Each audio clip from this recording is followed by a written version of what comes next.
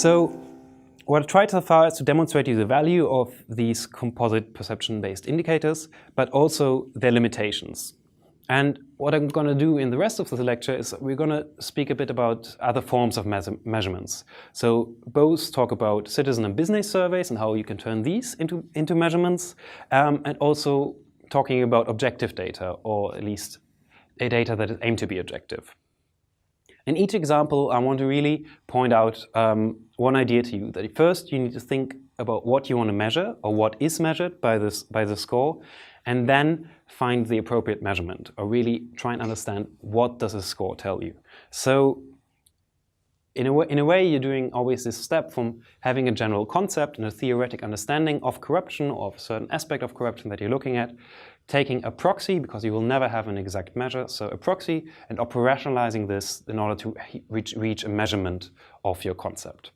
One example for this idea, which I want to give you, and I hope that helps to sort of exemplify it, is the World Bank State Capture Index. That was developed in the year 2000 by Hellman, Jones and Kaufman. And here what they do is really looking at the concept of state capture. So they're looking at firms shaping and affecting formulation of the rules of the game through private payments to public officials and politicians. So companies really sort of owning the state and trying to influence policies through payments. These researchers operationalized this concept in reference to an enterprise survey that they had available at the time. So the Business Environment and Enterprise Performance Survey, or BEPS, which is published by the European Bank for Reconstruction and Development together with the World Bank.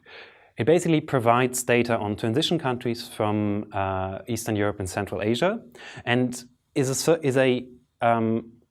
survey that brings together ideas of business people. So basically, in representative surveys of different business people in these countries, they ask them about their opinions of the business world, also how they do business in their respective country contexts, and what experiences they had.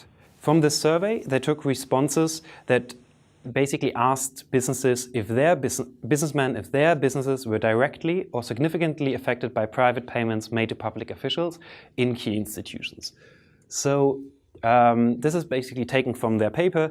They asked whether payments to parliaments, to the president's office, to central banks, to criminal courts, to commercial courts, or to party finance affected the business of the business people, took the positive responses and together aggregated these responses into one index, which they called the State Capture Index.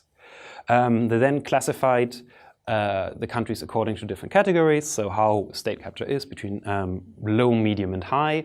As you can see, this year 2000, basically all the countries that they assessed were ranked as medium to high.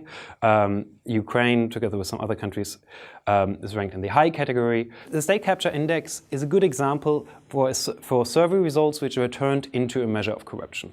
Here, by the definition, Hellman, Jones, and Kaufman focus on state capture. So they take one concept, which is a part of grand corruption, and are operationalizing this into a measurement. So they don't claim that the State Capture Index is a general measure of corruption, but rather of state capture, so one aspect of corruption.